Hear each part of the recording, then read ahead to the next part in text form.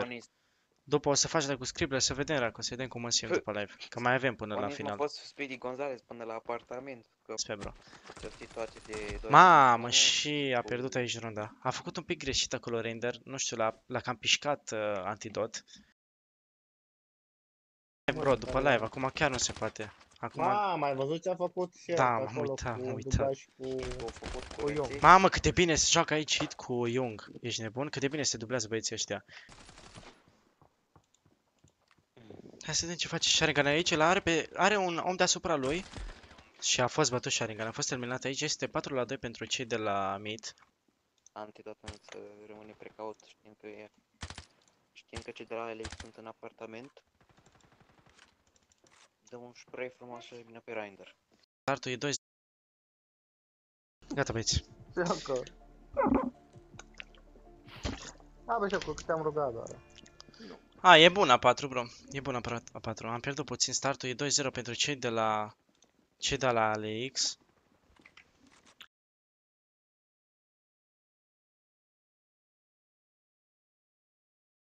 Startul e 2-0 pentru cei de la Alex.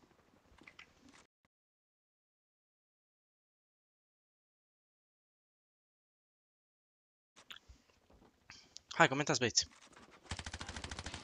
Avem Sharingan l-a scos acolo pe Young și mai are un jucător aici pe ei, cred că nu știe, în partea dreaptă. L-are aici pe aici, Sharingan cred că o să meargă real, da flash.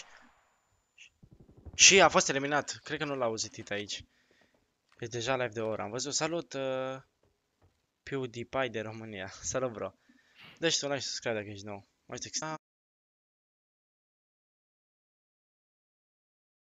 Avem turneu, bro, avem turneu. 947 de abonați, hai că 947? Mamă, hai că facem 1000, sper. Facem 1000 azi, băieți. Facem cu final, semifinal. Bă, dacă...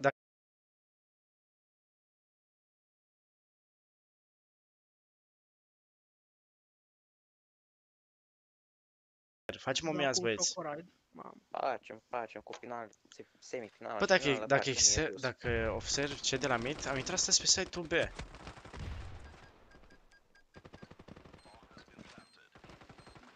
A dat un smoke și a preferat să retragă, dar a fost eliminat de Onism.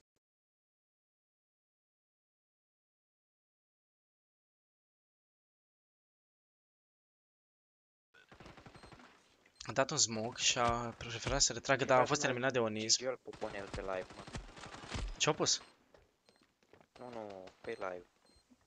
Am văzut. Pot juca Irinel, acum avem turneu, bro, nu puteți juca, că este turneu, băieți. După live mai fac un live. După live-ul cu turneu o să fac un live cu abonații. Antidot scoate un triple. Nu înjura, Gigel, nu înjura. Observ cei de la mid conduc aici, cu 4-1 pe zona nouă.